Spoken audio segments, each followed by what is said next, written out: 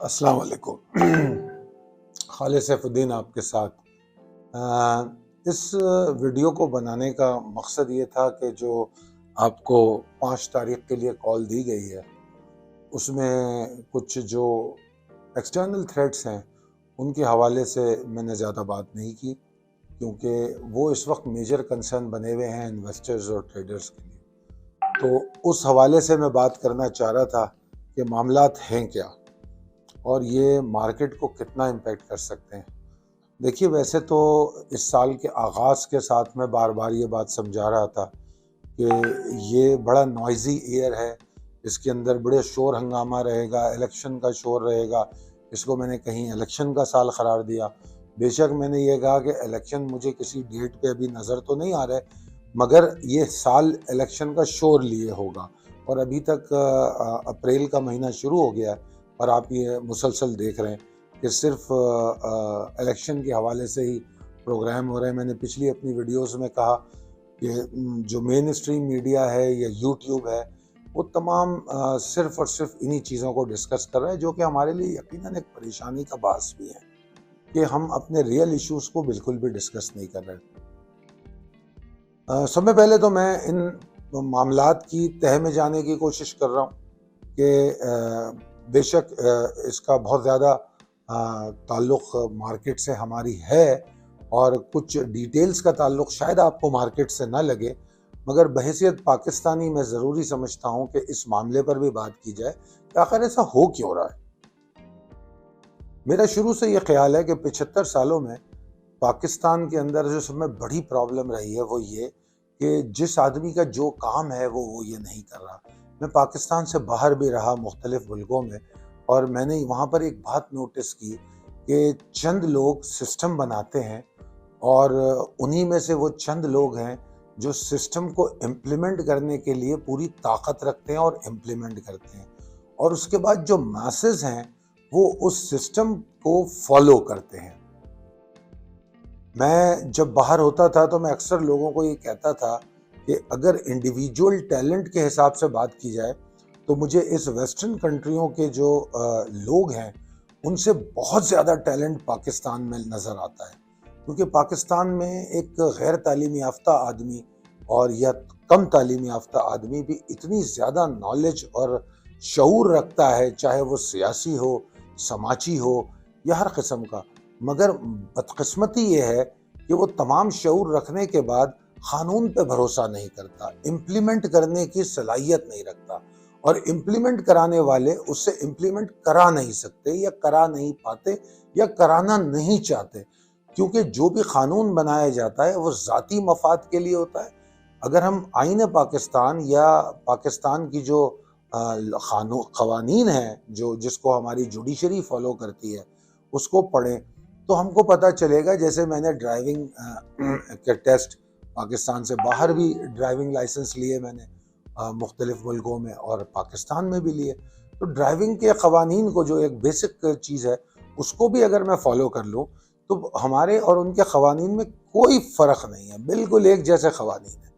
ظاہری بات ہے انٹرنیشنل لا ہے یہ، اس کے باوجود ہمارا ٹریفک کا نظام بہت برباد ہے، تو اس کی وجہ وہ قوانین نہیں ہے، اس کی وجہ ان قوانین کا اطلاق ہے اور ان قوانین کو امپلیمنٹ کرنے کا مسئلہ ہے۔ پاکستان کی بدقسمتی یہ ہے کہ پاکستان کے وہ تمام ادارے بھی موجود ہیں۔ میں اپنی کسی ایک پرانی ویڈیو میں اکثر ذکر کرتا ہوں جارج بش صاحب کا، جب امریکہ کی اسٹاک ایکسچینج میں کرائسس آیا تو انہوں نے ایک بیل آؤٹ پیکج دیا، اور بیل آؤٹ پیکج کے ساتھ انہوں نے ایک بڑا کلیئر تھریڈ دیا کہ اگر اس بیل آؤٹ پیکج کو اگر غلط استعمال کیا گیا تو اس کا کیا ہوگا، اس کا جو کانسیکوینسز ہیں کیا ہوں گے، اور انہوں نے سیکیورٹی اینڈ ایکسچینج کمیشن اس کو باور کرایا کہ اس کو ٹرانسپیرنٹ رکھنا تمہاری ذمہ داری ہے۔ کئی لوگ کہتے ہیں اسپیکولیشن، فلانے لوگ مارکیٹ کو چلا رہے ہیں، ایسا ہے ویسا ہے، یہ پوری دنیا میں ہوتا ہے، it is a white collar crime. ہر کاروباری کی کوشش ہوتی ہے کہ اپنے منافع کو بڑھائے، اور اس کے لیے جو بھی، چاہے وہ ٹیکس میں کچھ ایسے کام کرے جس سے اپنا ٹیکس کم کر لے، یہ تمام چیزیں اس کا ایک انسانی فطرت کا تقاضا بھی ہوتی ہے۔ سوال یہ ہوتا ہے کہ اس کے ساتھ ساتھ ہم ایک سسٹم دیتے ہیں جس کو ہم ریگولیٹر کہتے ہیں، ریگولیشن کہتے ہیں، قوانین کہتے ہیں، قوانین کے علمبردار یا جو پاسبان ہوتے ہیں وہ وہاں بیٹھے ہوتے ہیں جو وہ اس چیز کو میک شور کرتے ہیں۔ ہر ایک کا اپنا رول ہوتا ہے۔ ایک انڈیویجول کے طور پہ، ایک کاروباری کی حیثیت سے میری کوشش یہ ہوتی ہے کہ میں اپنے پروفٹ کو زیادہ سے زیادہ کروں، اور پروفٹ ریگولیٹ کرنا ان اداروں کا کام ہے جو ماسس کے بہتری کے لیے سوچ سکتے ہیں، کیونکہ ریاست ماں ہے، ریاست کا تو کام ہی یہی ہے کہ وہ عوام الناس کے مسائل کو سوچے۔ تو ہمارا جو ایک ایریا ہے جو عوام الناس کے لیے جس کو سوچنا ہے وہ بالکل بھی نہیں سوچ رہا، وہ ایک مخصوص ٹولے جس کو ہم ایلیٹ کہتے ہیں صرف وہ اس پہ فوکس ہے۔ تو بہرحال اس بات کو کرنے کا مقصد یہ تھا کہ ادارے اگر اپنا کام خوش اسلوبی سے کریں تو معاملات بآسانی حل ہو سکتے ہیں۔ ابھی موجودہ جو اسٹیٹ بینک کی جو مانیٹری پالیسی آئی ہے اور آئی ایم ایف کا جو ڈیلے ہے، فرینڈلی کنٹریز کا جو ریفیوزل ہے، یہ تمام چیزیں کیا بتاتی ہیں؟ اور اس کے بعد آپ مجھے پچھلے 10 دن کا میڈیا اٹھا کے دیکھ لیں، کوئی ایک پروگرام بتا دیں جو مین اسٹریم میڈیا پہ جو پرائم ٹائم میں ہو رہا ہے اس میں اس موضوعات پہ ڈسکس ہوا ہو۔ کسی کو اس کی فکر نہیں ہے۔ ہاں، یہ بات سیاسی فائدوں کے لیے تو ضرور کی جا رہی ہے کہ آٹے کی لائن میں لوگ مر رہے ہیں، مہنگائی بہت بڑھ رہی ہے، مسائل بہت گمبھیر ہیں، مگر یہ کوئی بات نہیں کر پا رہا کہ بھائی اس کا سولوشن کیا ہے۔ نہ آج تک ہماری کسی اپوزیشن نے کوئی سولوشن دیا اور ہماری نہ کسی حکومت نے کوئی قدم ایسا اٹھانے کی کوشش کی۔ ہاں، یہ کہنا بڑا آسان ہوتا ہے جب بجٹ آتا ہے، ایک کہتا ہے عوام دوست بجٹ اور ایک کہتا ہے عوام دشمن بجٹ۔ دونوں اس بات کو طے نہیں کرتے۔ جس طرح آئینی ماہرین جو ہیں کسی ایک ہی مدعے کو لے کر کہتے ہیں یہ آئین کے خلاف ہے اور ایک کہتا ہے یہ آئین کے عین مطابق ہے۔ تو مجھے نہیں پتا کہ میں تو آئین کا ایکسپرٹ ہوں نہیں، جب میں ان کو سنتا ہوں تو میں یہ سوچتا ہوں کہ دو آئینی ماہرین دو مختلف باتیں کیسے کرتے ہیں، اور پھر وہ گفتگو چلتی ہے اور میڈیا پہ ہائی لائٹ ہوتی ہے اور لوگ کنفیوز رہتے ہیں۔ اداروں کے ٹکراؤ کی جو جس حوالے سے میں میڈیا یہ ویڈیو میں کر رہا ہوں، اس کا میرا مین مقصد یہ ہے کہ میں شروع دن سے یہ بات کہہ رہا ہوں کہ پاکستان کے اداروں کو باری باری کر کے کنٹروورشل کر دیا گیا۔ اتنی زیادہ کنٹروورسیز کریٹ ہو گئی کہ کوئی ادارہ بھی پرسکون طریقے سے کام نہیں کر پا رہا تھا۔ کچھ عرصے پہلے، اگر 2-4 سال پہلے کی بات کریں تو ایک ادارہ تھا نیب، جس کے بارے میں یہ کہا جا رہا تھا کہ نیب کی وجہ سے بہت ساری جو پروڈکٹیوٹی ہے کنٹری کی وہ سلو ڈاؤن ہو گئی ہے کیونکہ نیب تنگ کر رہا ہے۔ تو بہت سارے لوگ کسی بھی کام کو سائن کرتے ہوئے گھبرا رہے ہیں، کسی پروجیکٹ کو شروع کرتے ہوئے گھبرا رہے ہیں کیونکہ نیب اننیسیسریلی تنگ کر رہا ہے۔ کئی لوگوں نے بات کی ون ونڈو آپریشن کی کاروباریوں کے لیے، مگر کبھی بھی ایسا نہیں ہوا۔ یعنی کہ ہر بننے والا قانون، ہر لگنے والا ٹیکس صرف ان خاص لوگوں کو تنگ کر رہا ہے جو لوگ ٹیکس نیٹ میں آ چکے ہیں، جو ٹیکس نیٹ میں آ چکے ہیں۔ جو لوگ ٹیکس نیٹ میں نہیں آ رہے ان کے بارے میں کوئی پریشانی نہیں ہے۔ پاکستان کی جتنی آبادی ہے اس میں کتنے لوگ ٹیکس نیٹ پہ، اس پر کوئی توجہ نہیں ہے۔ ایف بی آر شدید سختیاں کرنے کے لیے تیار ہے ان لوگوں پہ جو ٹیکس نیٹ میں ہیں۔ ایف بی آر کی کوئی کوشش نہیں ہے کہ ان لوگوں پہ توجہ دے جو ٹیکس نیٹ میں نہیں ہے، ان ایریاز پر توجہ دے جہاں سے ہم ٹیکس کلیکٹ کر سکتے ہیں۔ کلیم کرتے ہیں ایگریکلچر کنٹری ہے، ایگریکلچر پہ ہم ٹیکس نہیں لے پاتے، فورس ٹیکسنگ کر دیں گے ہم، فورس ٹیکسنگ جو مجبوری کی ٹیکسنگ ہے۔ ہم یہ نہیں کر پاتے کہ پاکستان گندم پیدا کرنے والا شاید پتہ نہیں 5واں یا 8واں ملک ہے، گندم کی شارٹیج کیسے ہو گئی، شوگر کی شارٹیج کیسے ہو گئی، ہم اس پر کوئی ہمارا معاملہ طے نہیں ہوتا۔ تو یہ سارا مسئلہ عوام کا نہیں ہے، عوام تو صرف سروائیول کی جنگ لڑ رہی ہے۔ آج ایک ولاگر کہہ رہا تھا کہ پاکستان چھوڑ کے چلے جانا اس وقت بہتر ہے، مگر بھائی کیا 22 کروڑ عوام پاکستان چھوڑ کے چلے جائیں گے؟ یہ ہمارا ملک ہے، کتنے لوگ جا سکتے ہیں؟ ذرا حساب تو لگائیں، اور جا تو وہی سکتے ہیں جو ایلیٹ ہیں، جن کے پاس ڈوئل نیشنلٹی ہے۔ باقی لوگ تو کراچی سے اسلام آباد شفٹ نہیں ہو سکتے، کراچی سے لاہور شفٹ ہونے کے ان کے پاس پیسے نہیں ہیں، ان کو ایک گھر تبدیل کرنے کے لیے پیسے نہیں ہیں ان کے پاس، تو پاکستان سے باہر کیسے جائیں گے؟ تو بہرحال اداروں کے معاملات، سب میں پہلے میں بات کروں گا کیونکہ سب میں ٹاپ ایشو عدالت کا ہے۔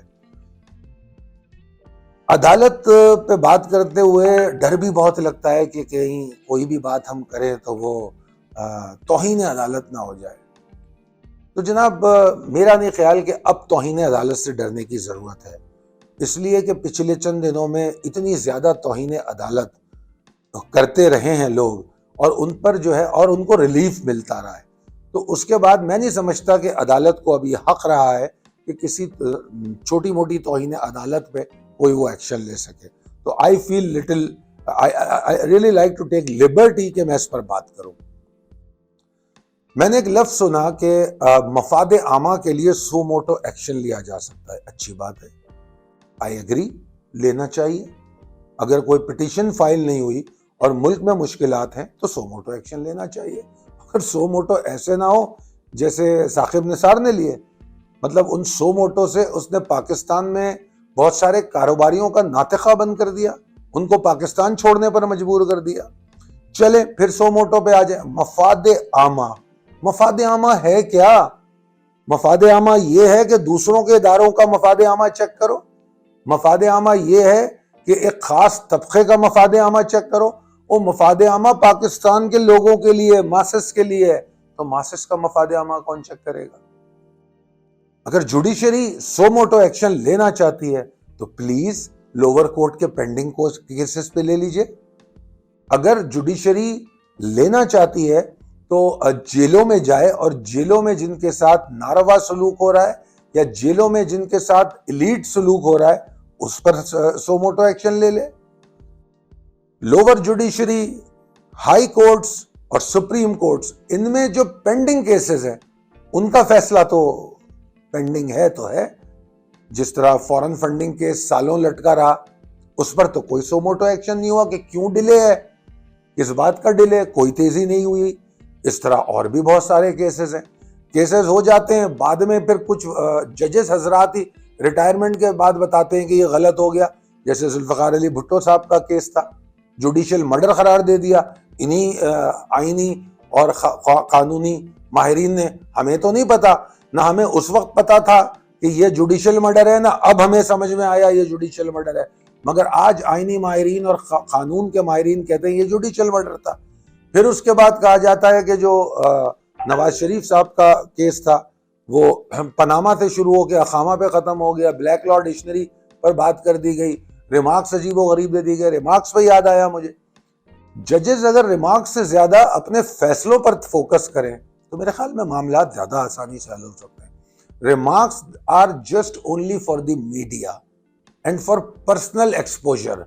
اپنے آپ کو پریزنٹ کرنے کے لیے ریمارکس دیے جاتے ہیں. ریمارکس کا فائدہ کیا ہے؟ جو کورٹ آرڈر ہے اس میں ان ریمارکس کی حیثیت کیا ہے؟ میرے تو نہیں سمجھ میں آتا. اگر ان کی حیثیت نہیں ہے تو be specific, stay out of remarks and focus on the decision. جو آپ کا جو فیصلہ ہے اس پر فوکس کیجئے. تو میرا ہاتھ جوڑ کے گزارش ہے جوڈیشری سے، عوام مفاد عامہ میں کے لیے سو موٹو ایکشن ضرور لیجئے. لوور کورٹ میں جو کیسز پینڈنگ ہے اس پہ لیجئے. عدالتوں جو آپ پر صبح پٹیشن آتی ہے، رات کو 9 بجے پٹیشن آتی ہے، صبح کیس لگ جاتا ہے. کن کا لگتا ہے؟ عام آدمی کا لگتا ہے کیس. عام آدمی کو ضمانتیں ملتی ہیں، عام آدمی کو ریلیف آپ اسی طرح دیتے ہیں جس طرح آپ بآسانی کہہ رہے ہیں کہ آپ کو ہم ریلیف دے رہے ہیں. مطلب کورٹ میں بیٹھ کے بتا رہے ہیں کہ ہم آپ کو ریلیف دے رہے ہیں. کیا کورٹ ریلیف کے لیے ہے؟ کورٹ فیصلوں کے لیے ہے، کورٹ انصاف کے لیے ہے. نہ ظلم کے لیے ہے، نہ ریلیف کے لیے ہے، انصاف کے لیے ہے.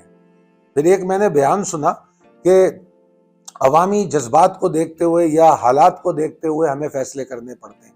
جی نہیں جناب، آپ کو قانون کی کتاب کو دیکھتے ہوئے فیصلے کرنے ہیں. آپ کو جذبات کو دیکھتے ہوئے، سوشل میڈیا کو دیکھتے ہوئے، دباؤ کو دیکھتے ہوئے فیصلے نہیں کرنے. اگر یہ کام مشکل ہے تو آپ یہ کام چھوڑ دیجئے. جو یہ کام کر سکتا ہے وہ آگے آئے اور وہ کام کرے. آپ کا کام ابھی جو ریسنٹ فیصلہ آیا اس میں مجھے ایسا لگ رہا ہے کہ ایک اور ادارے کے بہت سارے فیصلے عدالت نے اپنے ہاتھ میں لے لیے. کیوں لے لیے؟ اب آ جائیں جناب اسٹیبلشمنٹ پہ. اسٹیبلشمنٹ جو اپنی ماضی کی غلطیاں کر چکی ہے اس پہ اندرونی طور پہ نادم نظر آتی ہے. کہتی ہے ہم اے پولیٹیکل ہو گئے. ایسا کچھ بھی نہیں ہے، کوئی بھی اے پولیٹیکل نہیں ہوا. سارا سیاست میں ان کا عمل دخل ہے. صرف بیک فٹ اسٹریٹجی پر چل رہے ہیں. اب اس تیزی اور اس تندہی کے ساتھ انوالو نہیں ہے جس طرح جنرل فیض اور باجوہ صاحب تھے، مگر بہرحال انوالو ہیں، کسی نہ کسی حد تک ضرور انوالو ہیں. اگر انوالو نہیں ہوتے تو میں بھی ان فیصلوں کے نام نہیں لینا چاہتا جن فیصلوں کو ہم نے ابھی پچھلے 4-6 مہینوں میں دیکھا ہے. بہت سے کام ایسے ہوئے ہیں جس سے سمجھ آتی ہے ہمیں. ہم عام آدمی ضرور ہیں مگر ہم بھی روٹی کھاتے ہیں، سمجھتے ہیں بہت ساری باتوں کو. جناب عالی، بے شک آپ نادم ہیں، ندامت اچھی بات ہے، اس کو سامنے آ کے تسلیم کیجئے اور معاملات کو درست کیجئے. جو غلطیاں آپ کی ہیں وہ آپ ہی کو ٹھیک کرنی ہیں، کوئی دوسرا تو نہیں کر سکتا. اگر اور احتساب وہیں سے شروع ہوتا ہے جب ایکسیپٹنس ہو. جب تک میں یہ بات نہیں مانوں گا کہ میں نے یہ غلطی کی ہے، میں اس وقت اس کو درست بھی نہیں کر سکتا. اگر یہ مشہور ڈائلاگ لے کے میں آگے بڑھ جاؤں، مٹی پاؤ، پچھلی باتوں پر مٹی پاؤ اور آگے چلو، تو پھر بار بار مٹی پانی پڑے گی. اگر آپ کو واقعی اس غلطی کو ختم کر کے آگے پاکستان کے لیے بہتر کرنا ہے تو پہلے اس غلطی کو ماننا پڑے گا، پھر مٹی پانی پڑے گی، اس کو نتیجے تک پہنچانا پڑے گا، اس کا سدباب کرنا پڑے گا. انکوائری رپورٹس بند کرنے سے مسئلے حل نہیں ہوں گے. کبھی نیب کا دفتر کھول دیں، کبھی نیب کا دفتر بند کر دیں. کوئی آدمی آ گیا، کوئی آدمی نے غلط کام کیا، پھر وہ ملک چھوڑ کے چلا گیا، اس کے بعد 10-5 سال بعد پھر واپس آ گیا، پھر اس کے بعد اس کو وہی عزت، کیونکہ وہ اس ایک خاص فیملی، کمیونٹی، فیٹرنیٹی سے تعلق رکھتا ہے تو اس کو تمام فوائد اسی طرح مل جاتے ہیں. یہ کوئی درست طریقہ نہیں ہے، اس کے بعد ہم ٹھیک نہیں ہو سکتے. تو اسٹیبلشمنٹ کو اے پولیٹیکل کہنے سے مسئلہ حل نہیں ہوگا. ان کو وے آؤٹ تلاش کرنا پڑے گا. جو غلطیاں انہوں نے کی ہیں، جو گند انہوں نے مچائی، اس کی صفائی ان کو کرنی ہوگی. اب آپ دیکھیے اس کا ریلیشن پولیٹیکل فورسز سے بھی بنتا ہے. جو موجودہ حکومت ہے وہ since they came into power, انہوں نے وہ ایک بے چینی اور ہیجان میں مبتلا رہے. شروع میں تو ان کو پتہ ہی نہیں تھا کہ وہ 10 دن کے لیے یا 20 دن کے لیے. لگ یہ رہا تھا کہ IMF کی شرائط پوری کر کے ان کا بوریا بستر گول ہو جائے گا. پھر وہ 25 مئی کا واقعہ ہوا تو انہوں نے کہا کہ نہیں جی اب ہم رک رہے ہیں. کچھ انہوں نے کرج کا مظاہرہ کیا کہ اب ہم رک رہے ہیں. اب سوال یہ پیدا ہوتا ہے کہ اگر وہ 10, 20, 25 دن کے لیے کم کانفیڈنس کے ساتھ آئے تھے تو ان کو آنے کی ضرورت کیا تھی؟ اگر تم کچھ کر نہیں سکتے، آنے کی ضرورت نہیں تھی. 13 پولیٹیکل پارٹیاں، 74 منسٹر مل کے کچھ نہیں کر سکتے. ٹوٹل 6 سے 8 منسٹر بہت ہیں اگر آپ کرنا کچھ چاہتے ہیں. پرائم منسٹر صرف تقریریں جذباتی کر دینے سے مسئلے حل نہیں ہوتے. مسئلے حل ہوتے ہیں امپلیمنٹ سے. کوئی ایسا قدم ہے پرائم منسٹر کا جس سے میں یہ کہہ سکوں کہ ہاں جی یہ ملک کے معاملات کو سدھارنے کے لیے بیٹھے ہیں؟ سیلاب متاثرین تک کو تو آپ پوری طرح وہ پرووائڈ کر نہیں سکے. جائیں جا کے سندھ اور بلوچستان کی حالت کو دیکھیں، لوگوں میں کتنی تکلیف ہوئی، بڑے پیسے جمع کر لیے، کیا کیا آپ نے؟ ہم کتنا شرمندہ ہوں گے. جوڈیشری کس لیول پہ جا چکی ہے، اس کی رینکنگ کہاں ہوگی اب؟ تصور کر رہے ہیں ہم؟ پھر پولیٹیکل فورسز پہ واپس آتا ہوں.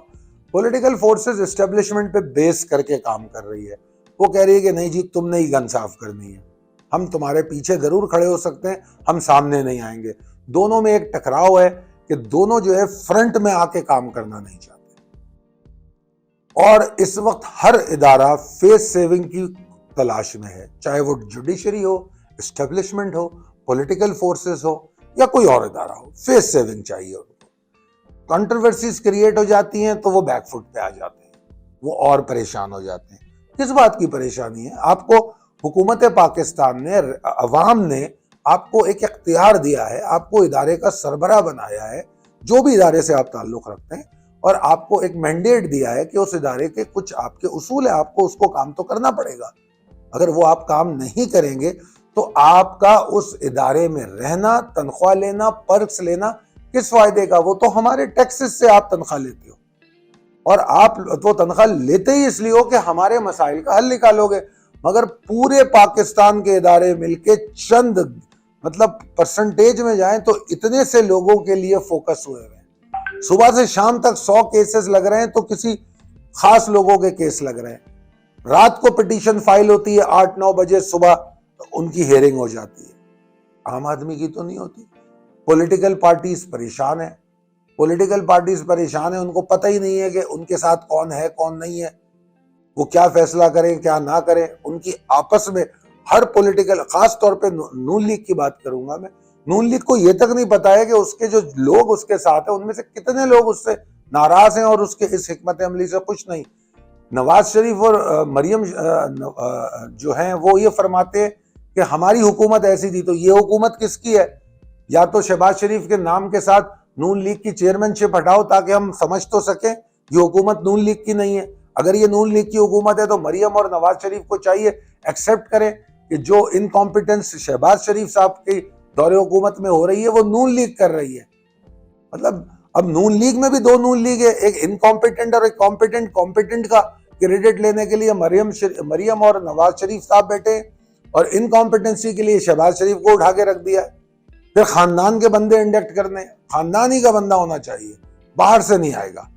پھر ایک اور بدنصیبی کی بات بتاؤں، پاکستان میں پولیٹیکل پارٹیز خاندانوں پہ بیس کرتی ہیں، یہ تو ہم دیکھ ہی رہے۔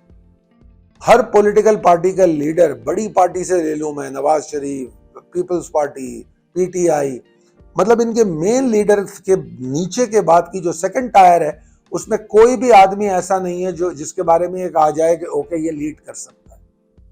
اگر کر سکتا تو بے نظیر کے بعد نہ زرداری آتے نہ بلاول بھٹو آتے۔ اگر کر سکتا تو نواز شریف کے بعد مریم کو یہ عہدہ نہ ملتا۔ عمران خان پریشان ہے عہدہ کس کو دیا جائے، الطاف حسین کسی کو عہدہ نہیں دے سکتے، یا تو وہ ہیں یا تو کوئی نہیں ہے۔ فضل الرحمان کے پاس بھی اپنے ہی لوگ ہیں۔ مطلب یہ کیا ہے، یہ کیسی پارٹی ہے؟ ولی خان، باچا خان، اسفندر یار ولی، یہ کیا ہے یہ؟ مطلب جو نیچے سے پولیٹیکل وہ کرتا ہوا آیا ہے اس کا کیا حق نہیں ہے کہ وہ لیڈرشپ کرے؟ گراؤنڈ سے آیا ہے۔ جیسے میں نون لیگ میں سعد رفیق کی بات کر لوں، سعد رفیق کہاں سے محنت کرتا ہوا ہے کہ سعد رفیق کا یہ حق نہیں ہے کہ وہ اوپر آ کے کسی اچھی پوزیشن پہ کام کر سکے؟ گراؤنڈ سے وہ کارکن رہا ہے۔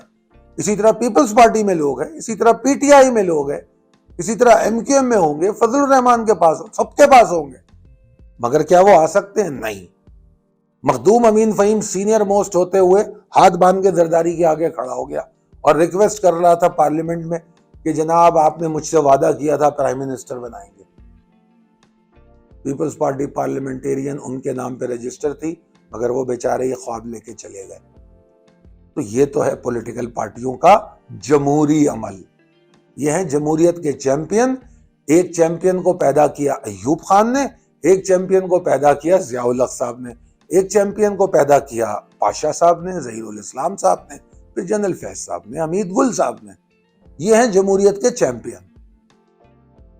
تو پھر جمہوریت کی بات کرتے کیسے ہیں؟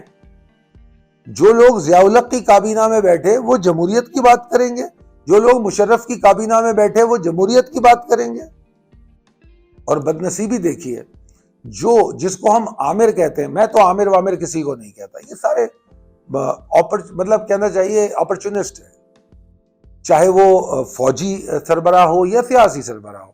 فوجی سربراہ کو عامر کہا جاتا ہے مگر وہ بیچارہ جمہوری کام میں بزی رہتا ہے۔ صرف آنے کے 15 دن تک جب وہ میرے ہم وطنوں کہہ کے تقریر کرتا ہے، اس آدھے گھنٹے کے لیے وہ عامر ہوتا ہے اور اس کے فوراً بعد وہ کنگز پارٹی بنانے کی کوشش میں لگ جاتا ہے، چاہے وہ ضیاء الحق صاحب ہو۔ بھٹو صاحب کی پولیٹیکل پارٹی ایوب خان صاحب کی سپورٹ سے بن گئی، ضیاء الحق صاحب نے جونیجو صاحب کو کھڑا کر دیا، نواز شریف کو کھڑا کر دیا۔ تو عامر تو کنگز پارٹی بناتا ہے، تو وہ تو عامر کے اندر جمہوریت کے جراثیم پائے جاتے ہیں۔ اب آ جائیں جمہوری لوگوں کی طرف۔ جمہوریت کے جو علم بردار ہیں ان کی پیدائش عامریت کی گود میں ہوئی، اور جب وہ اپنی پارٹی کے فیصلے کرتے ہیں تو ان الیکٹڈ پریزیڈنٹ آ جاتے ہیں، یعنی کہ ان کے اندر عامریت کے جراثیم پائے جاتے ہیں۔ تو کنفیوز ہیں ہم، کنفیوز ہیں۔ اس کے بارے میں کہتا ہوں میں، گھوڑا گدھے کا کام کر رہا ہے اور گدھا جو ہے ہاتھی کا کام کر رہا ہے اور ہاتھی کسی اور کا کام کر رہا ہے، کوئی آدمی اپنا کام نہیں کر رہا۔ اگر میں یہ سوچوں کہ مجھے پاکستان کی سیاست میں وائبرنٹ حصہ لینا ہے تو مجھے کیا کرنا ہوگا؟ مجھے جناب محلہ کمیٹی میں، کاؤنسلرشپ میں جانا پڑے گا، کاؤنسلرشپ سے نکلوں گا، کوشش کروں گا، صوبائی اسمبلی میں آؤں گا، قومی اسمبلی میں آؤں گا، مجھے 25-30 سال لگیں گے، تو تب جا کے میں مین اسٹریم پولیٹکس میں انٹری لے سکوں گا، تاکہ ایگزیکٹو پوسٹ پہ آ کے قوم کے ریاست کے فیصلے کر سکوں. یہ ایک نارمل راستہ ایک پولیٹیشین کا شاید ہو سکتا ہے، مگر ایسا ہے نہیں. اگر آپ ایک اچھے وکیل ہیں اور آپ کا تعلق جو ہے اچھے ججوں کے ساتھ ہے، ایلیٹ کمیونٹی میں ہیں، ایچ ایس این کالج کے ہیں، گارڈن کالج کے ہیں، کسی اچھی نیٹ ورکنگ کے ساتھ ہے، تو آپ وکیل سے جج بنیے، جج سے آپ اس کے بعد ایگزیکٹو پاورز کو انجوائے کیجئے. آپ پارلیمنٹ کو بھی تھریٹ کیجئے، آپ اسٹیبلشمنٹ کو بھی تھریٹ کیجئے. پھر اگر آپ چاہتے ہیں کہ نہیں یار وہ تو بڑا مشکل کام ہے، 30-40 سال عوام کی خدمت کی جائے، پھر جا کے پتہ نہیں موقع ملے نہیں ملے، بوڑھے ہو کے ہم مر جائیں اور ہمیں مین اسٹریم پولیٹکس میں جگہ نہ ملے، تو پھر آپ پاکستان آرمی جوائن کر لیں. اس کے بعد آپ وہاں سے ریٹائر ہو اور ڈائریکٹ اپوائنٹمنٹ ایک ایز اے پارٹی میں، کسی پولیٹیکل پارٹی میں ایک اچھی پوسٹ پر ہو جائے گی آپ کی. ایسا بھی نہیں کر سکتے تو پھر ٹھیک ہے، فواد چودھری کی طرح، فواد چودھری جیسے آدمی بنیے، شیخ رشید جیسے آدمی بنیے، ایم کیو ایم کے لوگوں کی طرح کے لوگ بنیے، کہ تعلقات اپنے اس طرح بنائیں کہ آپ کو کہیں نہ کہیں پلیسمنٹ مل سکے. تو ایگزیکٹو پاور تک پہنچنے کے یہ شارٹ کٹس ہیں جو میں نے بیان کیے. اصولی طور پہ جو سیدھا راستہ تھا وہ تو سیاست کا تھا. اب آ جاتا ہوں اپنی مارکیٹ کی طرف. اگر میں مارکیٹ کی بات کروں تو مارکیٹ کے بارے میں اکنامکس یہ کہتی ہے کہ ایک اچھی جمہوریت مارکیٹ کو جو ہے وہ دعام بخشتی ہے. مارکیٹ اچھی اکانومی کے لیے مضبوط جمہوریت کی ضرورت ہے. 75 سالوں میں کوئی مضبوط جمہوریت میں نے نہیں دیکھی. 75 سالوں میں مضبوط جمہوریت، مطلب میں نے تو 75 سال پورے نہیں دیکھے، مگر جو پڑھا، جو دیکھا، جو سنا، میں نے تو نہیں دیکھی. اور اپنی زندگی میں جو دیکھی ہے وہ تو قطعی طور پہ نہیں دیکھی. ابھی ریسنٹلی پچھلے 20 سالوں کی اگر میں بات کروں تو شاید کوئی کلیم کرے کہ چلو جی ہسٹوریکلی اس نے اپنا ٹرم پورا کر لیا، اس نے اپنا ٹرم پورا کر لیا، اور ابھی اس پارلیمنٹ کا ٹرم بھی پورا ہونے جا رہا ہے ایسا لگتا ہے. مگر اس ٹرم کو پورا کرنے میں عمران خان کو وزارت عظمیٰ سے ہٹنا پڑا، تو ٹرم تو پورا نہیں ہوا. نواز شریف کو وزارت عظمیٰ سے ہٹنا پڑا، ٹرم تو پورا نہیں ہوا. جمہوریت تو ڈیریل ہوئی. ایک الیکٹڈ پرائم منسٹر کورٹ سے باہر ہو گیا. پھر وہ کون تھے، گیلانی صاحب باہر ہوئے. تو اگر میں یہ 3 ٹرم دیکھ لوں، ریسنٹ 3 ٹرمز، تینوں ٹرمز میں کوئی بھی وزیر اعظم اپنی پوری کابینہ کے ساتھ ٹرم پورا نہیں کر سکا. آپ کہہ لیں پارلیمنٹ کا ٹائم پورا ہو گیا، 5 سال کے بعد الیکشن ہو گئے، مان لیں اس طرح کے جسٹیفیکیشنز، ڈھکوسلے ہو سکتا ہے کچھ لوگوں کو مطمئن کرتے ہوں، مجھے نہیں کرتے. کیونکہ اگر میں زرداری کا دور اٹھا کے دیکھوں تو وہ مسلسل پریشان رہا، کبھی دبئی بھاگتا رہا، کبھی کراچی میں جا کے بیٹھا رہا کہ بھائی کسی وقت بھی کوئی مشکل آ سکتی ہے. تو ایسے جب انسان مشکل میں ہوتا ہے تو وہ ریاست کے کاموں میں انٹرسٹ لے گا یا اپنی جان بچانے میں انٹرسٹ لے گا؟ اپنی جان بچائے گا. وہی نواز شریف نے کیا، جب اس پہ مصیبت آئی تو وہ اپنی جان بچاتا رہا، ریاست میں کیا انٹرسٹ لیتا. ایک رشتہ دار کو فائنانس منسٹر بتا دیا جو 2 کوڑی کا فائنانس منسٹر نہیں ہے. سارے رشتہ داروں کو، عابد شیر علی اور پتہ نہیں کس قسم کے رشتہ داروں کو لا کے سامنے بٹھا دیا جو بس میڈیا پہ بیٹھ کے بک بک کر سکتے ہیں، گالیاں دے سکتے ہیں، شور ہنگامہ مچا سکتے ہیں. کام کرنے والے لوگ کہاں تھے؟ کمپیٹنٹ لوگ بتائیے نا مجھے.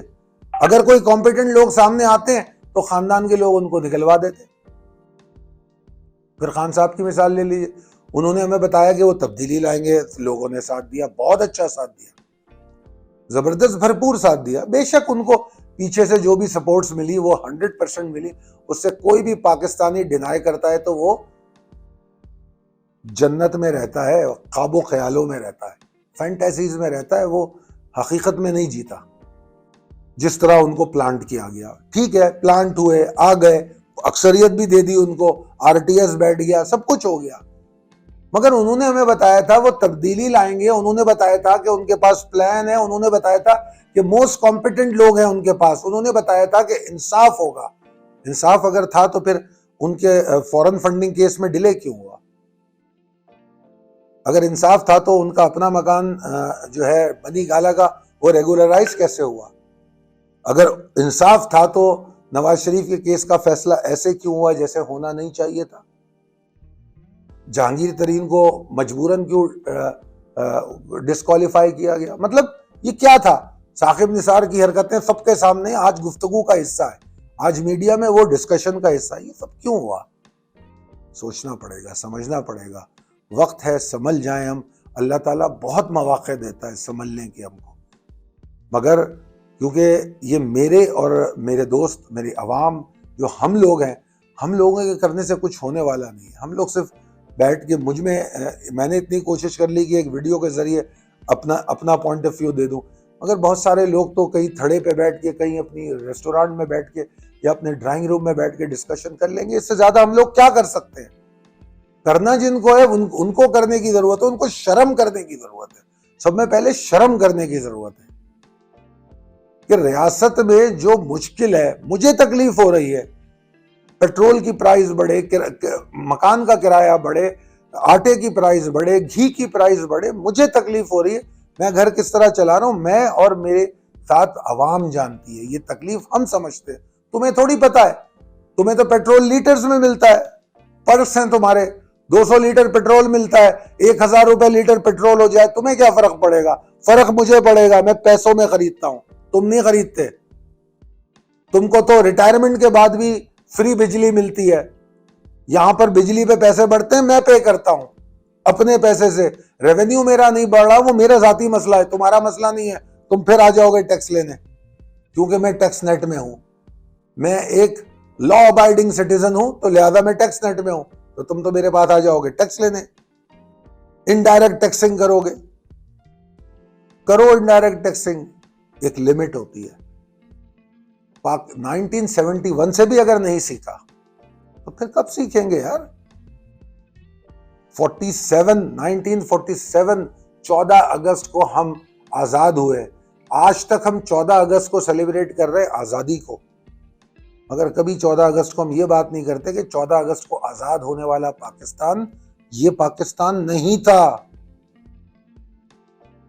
یہ پاکستان نہیں تھا۔ ہر تصویر پہ قائد اعظم کی تصویر ہر نوٹ پہ قائد اعظم کی تصویر چھاپی ہوئی ہے، اور ہم بھول جاتے ہیں کہ ہم نے قائد اعظم کے ساتھ کیا کیا، ان کی بہن کے ساتھ کیا کیا، ہم بھول جاتے ہیں۔ قائد اعظم نے جس چیز پر انگلی اٹھائی، ہم نے وہ سارے کام بجائے اس کے کہ اس کو نہ کرتے ہم نے کیے۔ اب اگر میں بات کروں موجودہ حکومت کی، تو موجودہ حکومت ڈری ہوئی ہے، بہت شدید ڈری ہوئی ہے، کیونکہ عمران خان کی پاپولیرٹی سے وہ بہت ڈری ہوئی ہے کہ اگر الیکشن ابھی ہوتے ہیں تو عمران خان جیت جائیں گے، ان سے زیادہ اکثریت لے لیں گے، 2 تو نہیں لیں گے، مگر ان سے زیادہ اکثریت میں آ جائیں گے، اور وہ پھر اس قابل ہوں گے کہ ایم کیو ایم شنکیو ایم جیسی پارٹیوں کو ساتھ لے کے پھر حکومت بنا لیں، این ممکن ہے، یہ خوف ہے ان کو، وہ جیت نہیں سکتے۔ پیپلز پارٹی نے اسمارٹ گیم کھیلا، سارے گناہوں کے ٹوکرے نون لیگ کے سر پہ رکھے، اور وزارت کیا کہتے ہیں اس کو، فورن منسٹری اور اس طرح کی وزارتیں اپنے پاس، یا اسپیکر قومی اسمبلی کی سیٹیں اپنے پاس رکھ کے اپنے کام سیدھے کیے۔ ساؤتھ پنجاب میں اپنی کوششیں کر لی کہ وہ اپنی کچھ پولیٹیکل کیپٹل کو واپس لا سکے۔ سب میں زیادہ پرابلم میں تو نون لیگ ہے، نہ ہی پولیٹیکل کیپٹل واپس آ رہا ہے، نہ ہی ان کا نواز شریف واپس آ رہا ہے، کیونکہ وہ ڈرا ہوا ہے، وہ ایک ڈرا ہوا لیڈر ہے۔ پاکستان میں کون سا ایسا لیڈر ہے جو ڈرا ہوا نہیں ہے؟ وہ ذوالفقار علی بھٹو تھا، وہ ذوالفقار علی بھٹو تھا کہ قید میں ہوتے ہوئے بھی ضیاء الحق کو دھمکی دے گیا۔ ہر ایک کی ہمت نہیں ہے یہ، ورنہ لوگ اپنے ایگریمنٹس کر کے باہر بھاگتے ہیں۔ تو لہٰذا میں یہ سمجھتا ہوں کہ نون لیگ پولیٹیکل کیپٹل لوز کر رہی ہے، کر چکی ہے۔ شہباز شریف کی انکمپیٹنسی میرے خیال میں عیاں ہے، ہر کوئی یہ بات کر رہا ہے، تو اس کے بعد نون لیگ کو تو یہ خوف ہوگا کہ الیکشن کرائے تو ہار جائیں گے۔ ارے اکتوبر میں بھی ہار جاؤ گے، ایسے ہی چلتے رہے تو اکتوبر میں بھی ہار جاؤ گے۔ آپ ٹائم گین اس لیے کر رہے ہو کہ دوسرا سولوشن مل جائے آپ کو. جوڈیشری از اے پارٹی نہ ہو, جوڈیشری آپ کو دینے پہ تیار نہیں ہے.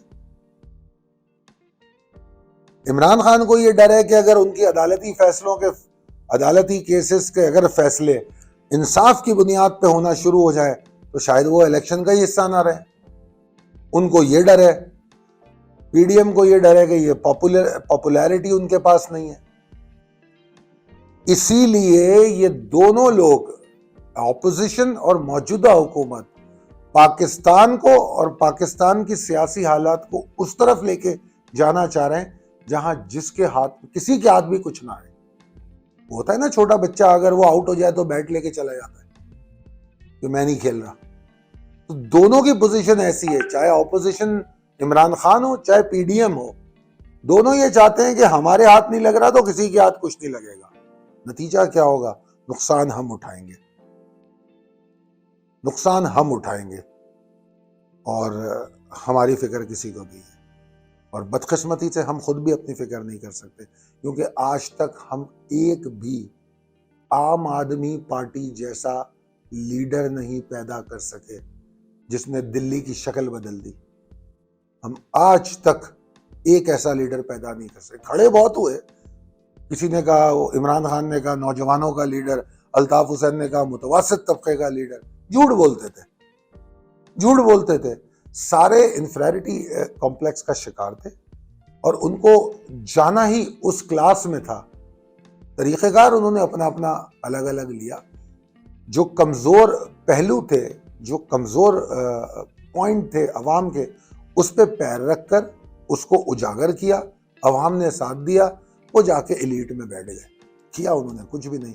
عمران خان کی کابینہ اور دوستوں کو اٹھا کے دیکھ لیں, ان کے دوست میں کوئی بھی نارمل اور کامن آدمی نہیں ملے گا. وہی لوگ ملیں گے جو ایلیٹ لوگ تھے. اس کی سلیکشن وہ پوری زندگی ایسے لوگوں کے ساتھ رہا ہے, حکومت میں آنے کے بعد بھی ایسے. وہ تو عام آدمی سے ملنا پسند نہیں کرتا, وہ تو اپنے کارکنوں کے مرنے والے لوگوں کو اپنے گھر بلا کے تعزیت کرتا ہے.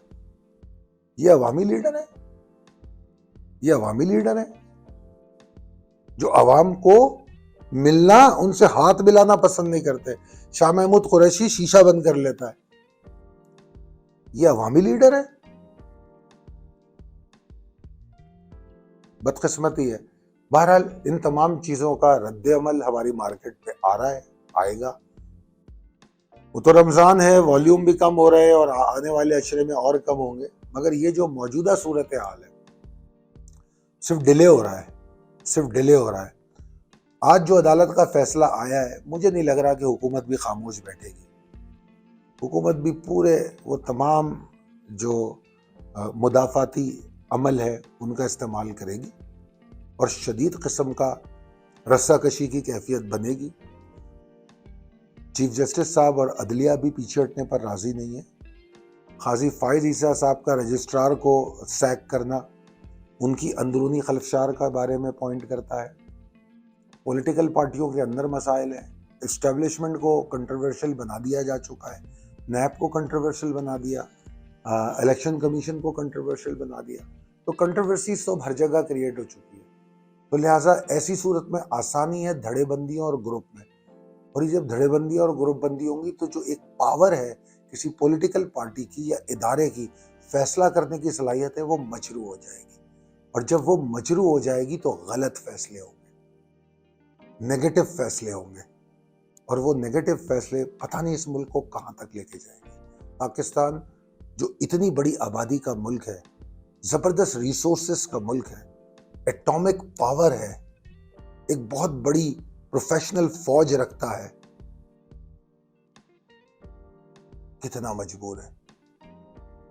پوری دنیا میں تماشا اور مذاق بنا ہوا ہے, پائی کے لیے بھیک مانگتے ہیں. بہت بدقسمتی ہے پاکستان کی, بہت بدقسمتی ہے. اور جو حالات چل رہے, انٹرنل سیکیورٹی,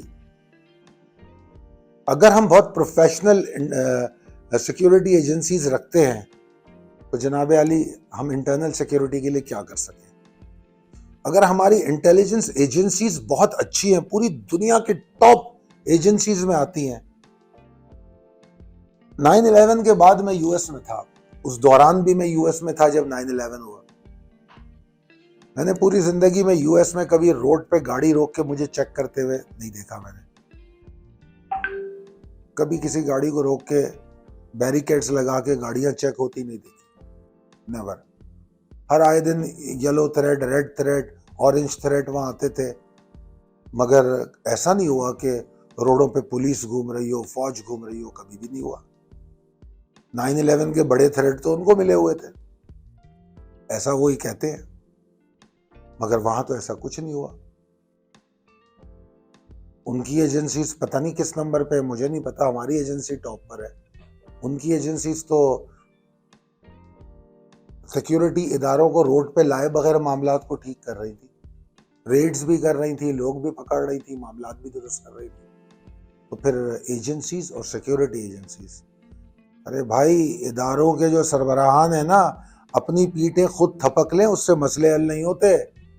میں کہوں کہ ہاں تم اچھا کام کر رہے ہو،